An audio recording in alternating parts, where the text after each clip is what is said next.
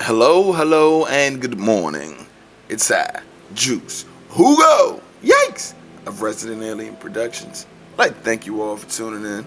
Could have been anywhere in the world, but you're here with me, and I appreciate that.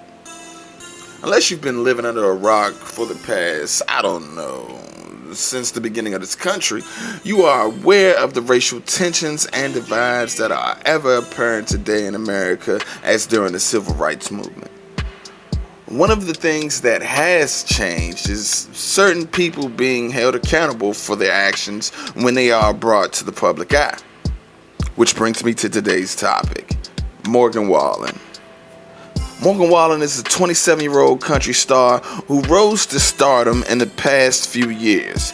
He was on The Voice in 2014, signed a deal the next year, and released his debut album in 2018. Songs like Sand in My Boots, More Than My Hometown, and others have pushed the 27-year-old to the top of the country world.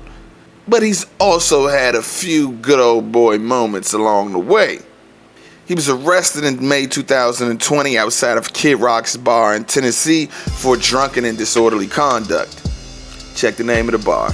It's called Kid Rock's Big Ass Honky Tonk Rock and Roll Steakhouse.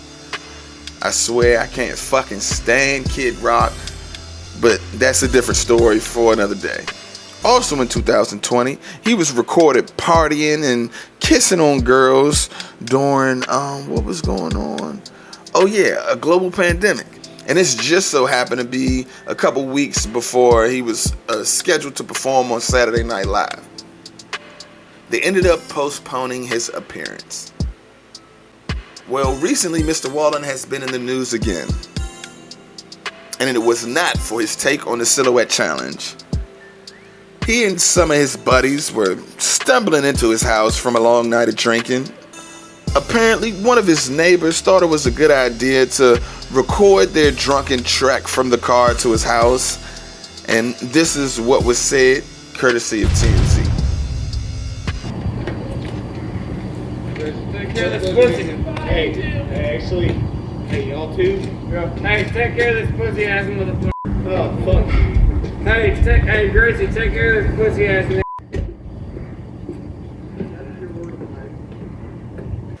Now, of course, the internet was not here for the slur. His label suspended him. His agent dropped him. Country radio stopped playing his music. And a few country artists called out not just him, but what they felt was a overall culture that needed to change in country music, including artists like Maren Morris, Vince Gill, and Mickey Guyton, who happens to be a black woman country singer. But what's this? His streaming sales have gone up 300%. The division is real right now. There's an unsurprisingly large amount of supporters of, I guess, his use of the slur.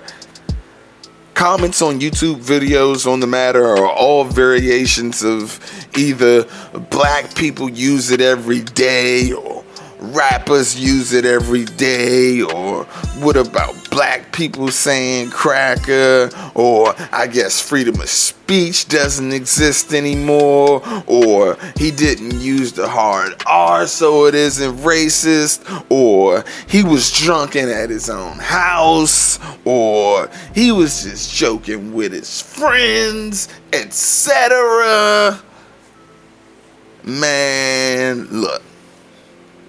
There's so much to dissect here.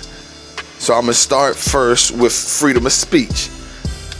People seem to think that freedom of speech means that you can say whatever you want and people can't respond or feel any type of way about it.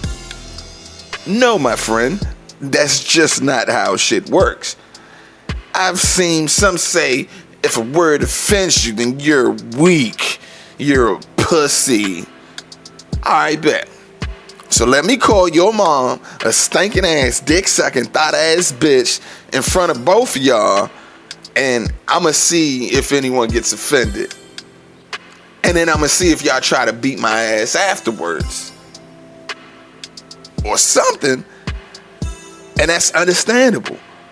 People want to act all tough and edgy, but the reality is we are humans and we have feelings and emotions.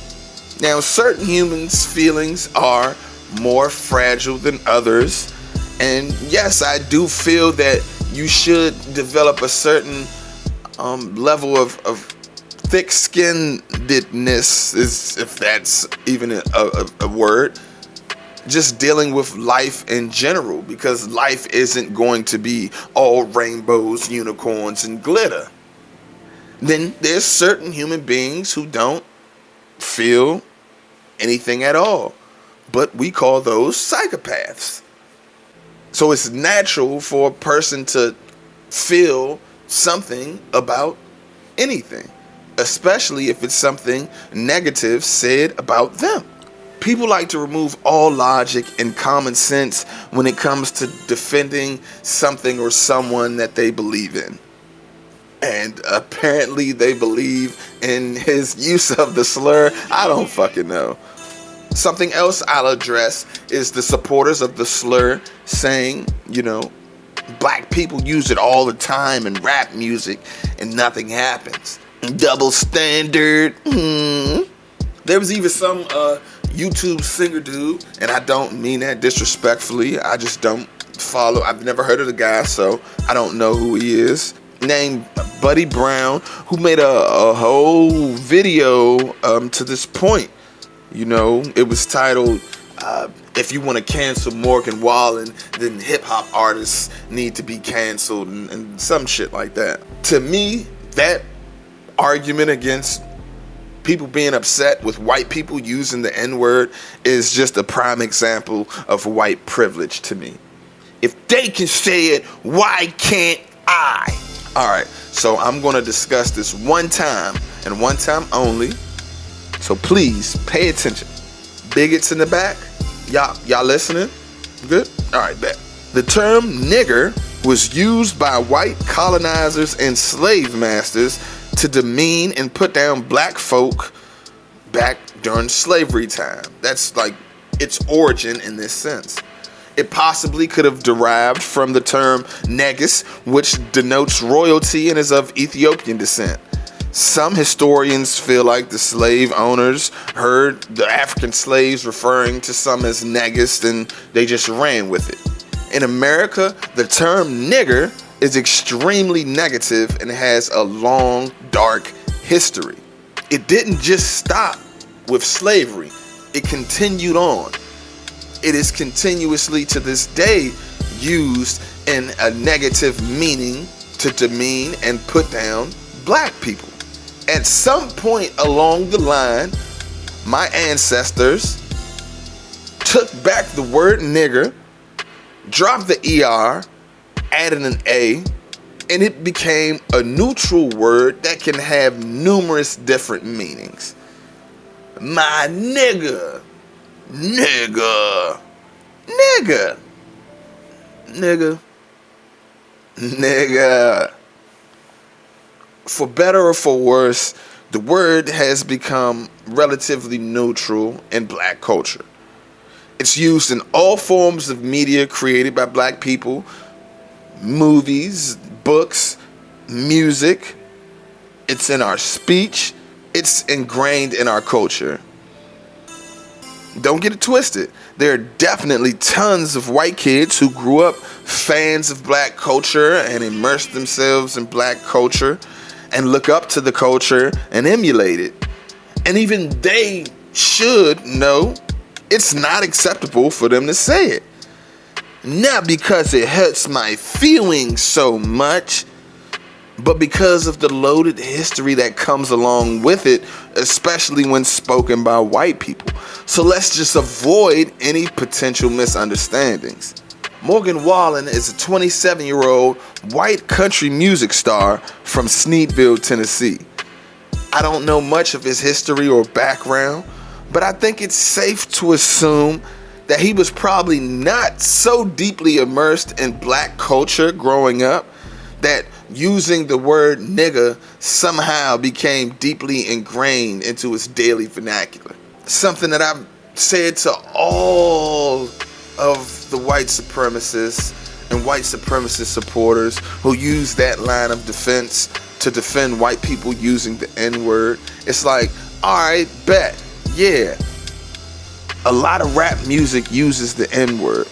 A lot of people getting in trouble for using the N-word typically wouldn't be people who you would think just listen to rap music all damn day. So my question is, where are they getting the word from then? Where are you getting it from?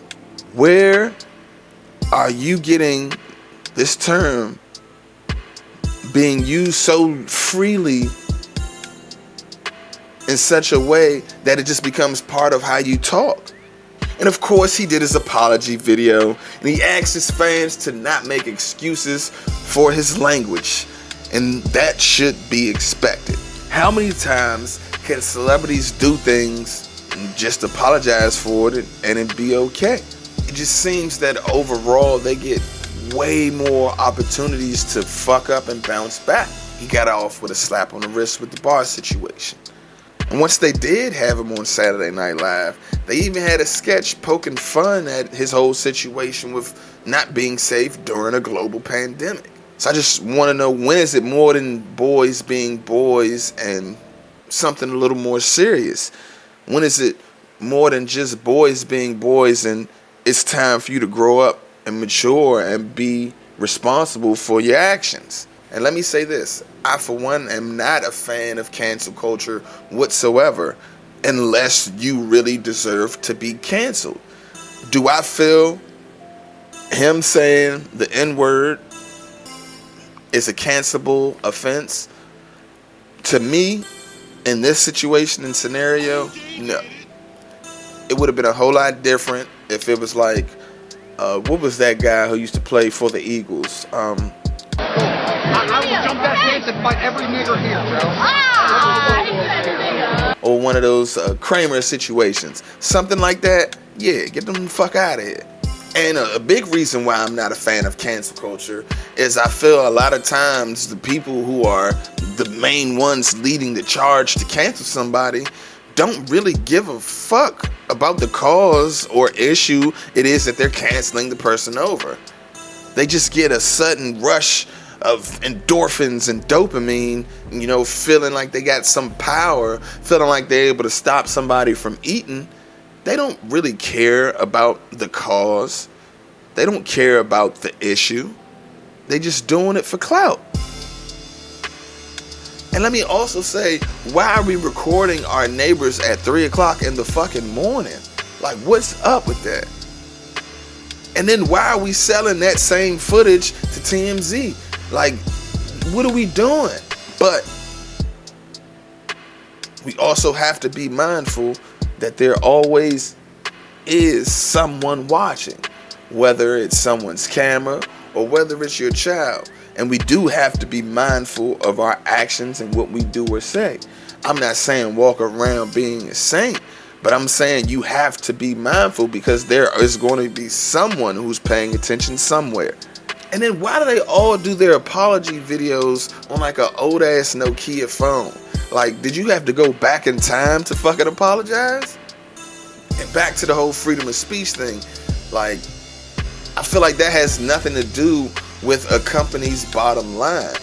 If a company is sponsoring an artist, they're engaging in a business contract. So if that artist does something that that company feels can endanger their bottom line, that could cut short them dollars coming through, you best believe these companies are going to cut ties as quickly as possible.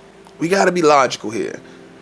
Companies and corporations are all about the dollar. They don't care about your goals, your morals, what you stand for, your mama, your auntie, none of that. They care about money. That's it, and that's all. But Mr. Wallen's dollar really isn't hurting right now. As I said earlier, his streaming numbers have gone through the roof. His album is still #1 on the Billboard charts. And all of this seems to be going on at a time where country music seems to be having somewhat of a racial awakening, or racial reckoning as they like to call it. Another artist was asked to apologize for a video he had released some years back that had a lot of Confederate flag imagery. And a guy by the name of Ryan Upchurch, another country artist, made an apology video in response. Apparently, Mr. Upchurch was an artist featured in said video with the Confederate flag, and boy did he have a lot to say. One thing I will say that I agree with him on is a person shouldn't have to consistently try to prove if they're a good person or not. A person shouldn't have to consistently try to prove if they're racist or not. I feel like you are or you aren't, and your actions will speak for themselves. But he then goes on to say how country music used to be a place for outlaws and rebels, and now people don't like us being rebels anymore. I thought the whole point of being a rebel is not giving a fuck. So if you're such a rebel and an outlaw, then who cares if people think you're a racist? Who cares if they play your songs? You're a rebel, right? You don't give a fuck. And he also defended the use of the Confederate flag, saying how it stood for rebellion and fighting for your rights and all that good stuff. And I'm like, yeah, it did, you know, fighting for your right to own slaves. I understand the emotional connection some may have to the flag that their great-great-granddaddies fought for and died over. I get it. But we also gotta be real what they were fighting for and how that can affect black Americans to this day.